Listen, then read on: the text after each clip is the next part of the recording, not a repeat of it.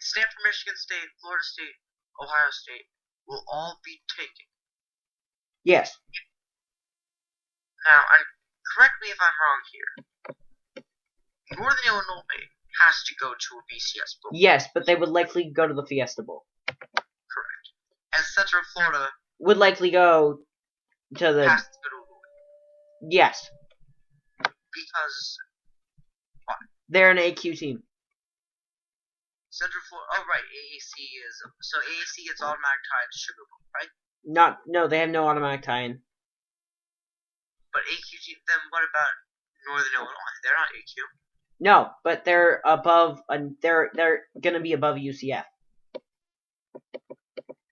Well, time out here. Northern Illinois needs to be above UCF to make a BCS bowl spot, but they do not take UCF's spot. They just join. No. What is stopping the Sugar Bowl and the Fiesta Bowl from saying, you know what, Northern Illinois, Central Florida, they're not going to draw ratings. We want to bring in Missouri or Clemson. Can't. Those teams must be picked. Because they have automatic spots. They have spots that have been clinched, basically. Correct. Because they're in the top 14. Well, not just the top. Well, because Northern Illinois is in the top 16 and above an AQ champion, and UCF is an AQ champion. Okay. Thank you for clarifying that for me. So then, it really does come down for the Orange Bowl. They can pick Oregon, they can pick Clemson, or they can pick Baylor. Unlikely, but they could. I, for one, would. That's difficult. So we could really. There is a real possibility of Alabama versus Oregon. There is a very serious possibility of Alabama versus Oregon. Yes.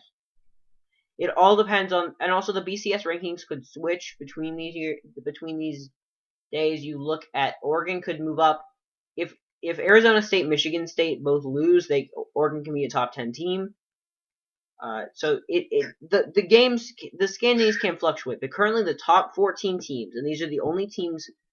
These would be the only teams that can be selected in the 5 BCS bowls, but UCF is added to this. It's Northern Illinois, Clemson, Oregon, Arizona State, Michigan State, Baylor, South Carolina, Stanford, Oklahoma State, Missouri, Alabama, Auburn, Ohio State, Florida State. But Arizona State and Michigan State, if they lose, likely would drop pretty far. And it could open the door for LSU making top 14, but I doubt they get picked. Michigan State's going into the Rose Bowl because the Rose Bowl will probably stick to. But the problem is, if Michigan State loses to Ohio State, the computers already do not like them. Michigan State has a terrible computer ranking from the BCS. Just absolutely awful from the BCS. In the BCS computer rankings, Michigan State, the 10th team overall in the BCS standings, they have a bunch of 13s and 12s, and they've never been liked by the computers. The only thing that's saving them is an 8 and a 9 that's holding them up. They're 11th in computer polls. I should note, though, Northern Illinois is 10th in computer polls, so that is a weird thing to look at. Here's the thing. Michigan State loses that game. Their computer rankings crashed enough. But then they've got a 9th ranking in the US today. If that drops to, 13, 14, 15, they could look at dropping out of that and the Rose Bowl not being able to pick them. In that point, I see the Rose Bowl taking Stanford and Oregon to keep Pac-12 in there. They would do an interconference matchup? No. Taking either Stanford or Oregon. One of the two. They would take Stanford because Stanford would win. It depends. Wait, you're picking No. Oh, shoot. They can't take Stanford or Oregon. They can't make an interconference matchup. You're right. Because the champion of Stanford, Arizona State. Excuse me. That's on me. Alrighty then. Got a little carried away there. Arizona State here's the thing, if Michigan State drops, and it's unlikely that they would drop fully out, but they could, then a team like Baylor could slip in. So Baylor may end up there. There's a couple teams. Alright, we've been talking for a while now. We are at 64 minutes. And it's late, and this show has gone a while. So I'm going to say, Jake, let's wrap up. Final thoughts. Um, final thoughts. Please, Jordan Lynch, come through. Anything else? Oh yes, UCLA. We are Sun Bowl bound. It looks like. We're going to take on either Virginia Tech or Duke. That should be fun. And one last thing. Please listen to Rookies Roundup. Our 20th episode is coming up this weekend. We hope that you enjoyed our fantastic names. I'm sure Carl did not, but you did. So, if you want more of that, listen to our show. If you want us to stop, we'll stop. Just please listen. Thank you. Yes, obviously, because if you want us to stop, listen. This is the genius of Jake Liker. Wrapping up with my final thoughts. Final thought number 1. Georgia and Texas A&M are only ranked because they're in the SEC. Final thought number 2. Jordan Lynch is the greatest thing since Insanity. And number 3, and my final thought, is that if there's ever one thing you need to do in the world, it is now. I'm going to tell you, there's a very big moment happening right now in college football. It is something known as the Capital One Mascot Challenge. As we head into Week 14, it's playoff time. This is very big deals. Alright, so this is no time to mess around.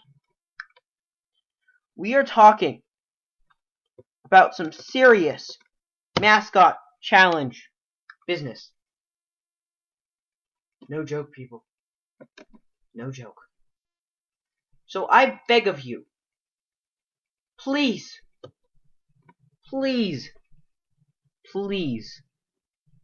go out and vote.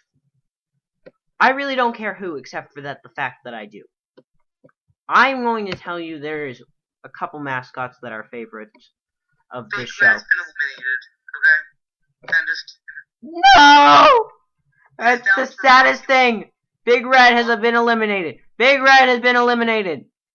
Sound of USF, who went undefeated 13-0. Sparty, Michigan State, who went 11-2. Raider Red of Texas Tech at 10-3, and Hokie Bird of Virginia Tech cuts off a valiant effort of Big J of Kansas, and they take the final playoff spot. Wow, that is just crazy, really. This is terrifying, actually. I'm actually crying a little on the inside right now. I cannot accept the fact that Big Red's not here.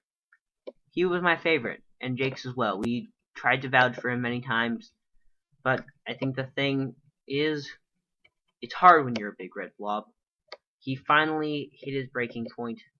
He lost 14-86 to Mike the Tiger of Louisiana State in Week 12 to end a season that was full of potential, but ended up in such terrible ways.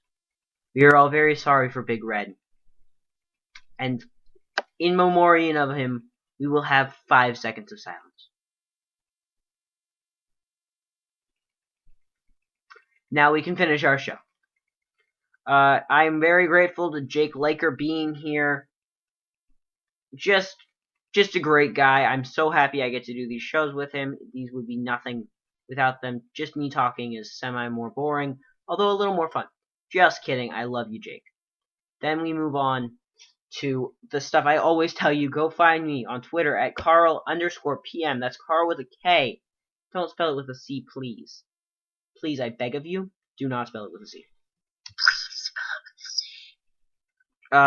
There we go. I really need like a fake Twitter account with a C. That'd be funny. It's direct to you to K. You got that stuff.